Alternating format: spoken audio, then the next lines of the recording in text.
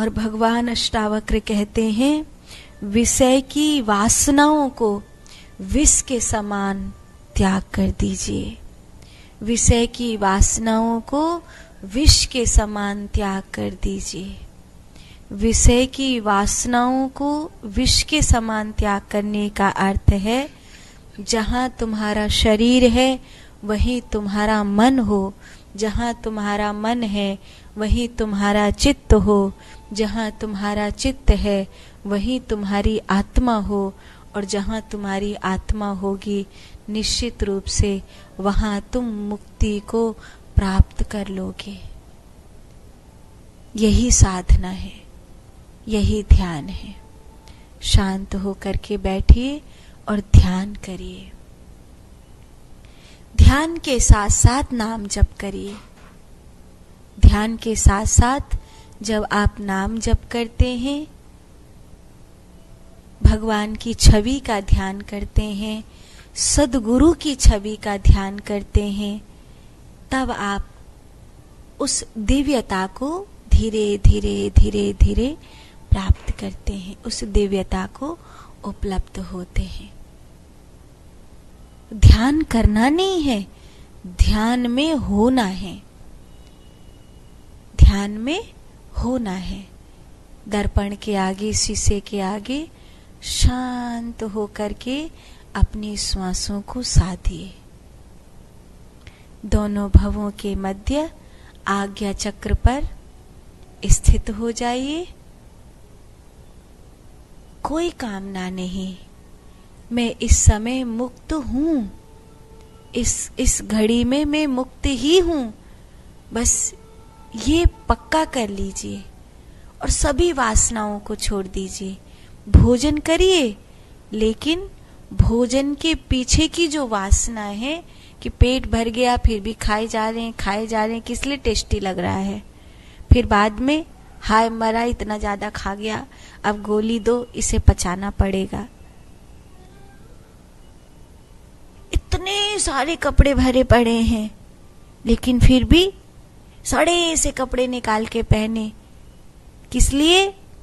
कपड़े ही नहीं है मेरे पास, ढंग के कपड़े ही नहीं है मेरे पास। वासना,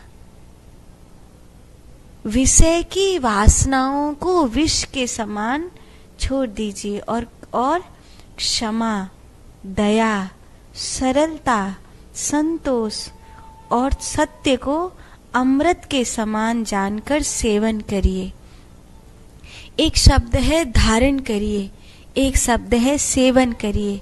सेवन का अर्थ होता है धारण करना, माने उसको एक बार जीवन में धारण कर लेना, और सेवन करने का अर्थ होता है चरैवेति, उसको प्रतिपल स्वीकार करना, उसे कहते हैं सेवन करना। यहाँ शब्द है क्षमा, आर्जव, दया, संतोष, पीयूष, सत्यम पीयूष यद भजः, अर्थात क्षमा, दया, सरलता, संतोष तथा सत्य को अमृत के समान जानकर सेवन करिए। अमृत के समान जानकर, अमृत के समान जानकर। क्षमा, हम यूं तो सभी को क्षमा कर सकते हैं, लेकिन जिसने अपने प्रति अपराध किया हो उसे क्षमा नहीं कर पाते हैं।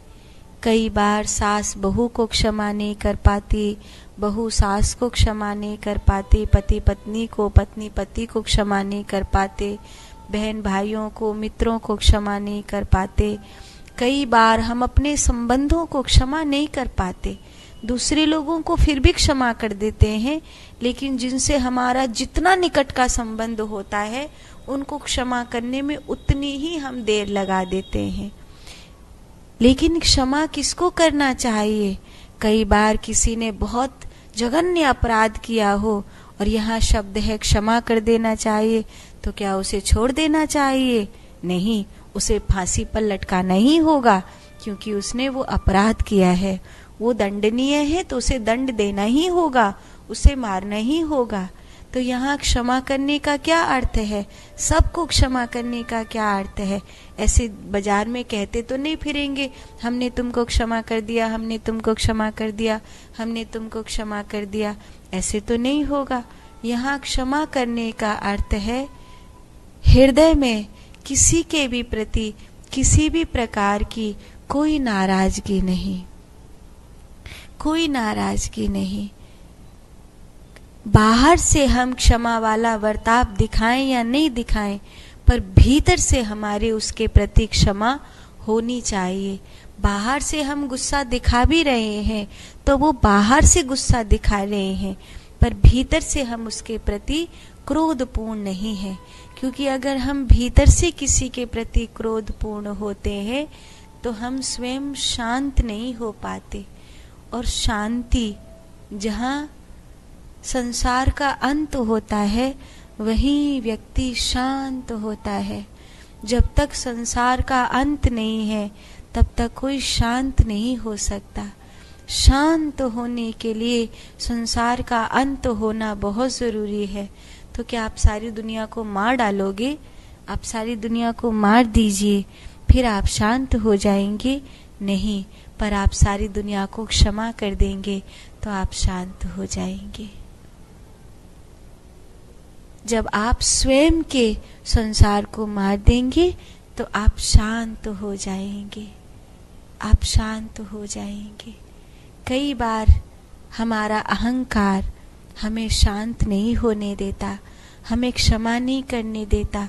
अरे फलाने ने ऐसा व्यवहार कर दिया था हमारे साथ, अरे घर में बहू घुसी थी ना, तभी उसने ऐसी बात कह दी थी कि अब तो जिंदगी भर मेरे कभी उसके हृदय से ऐसी बात छूटेगी नहीं।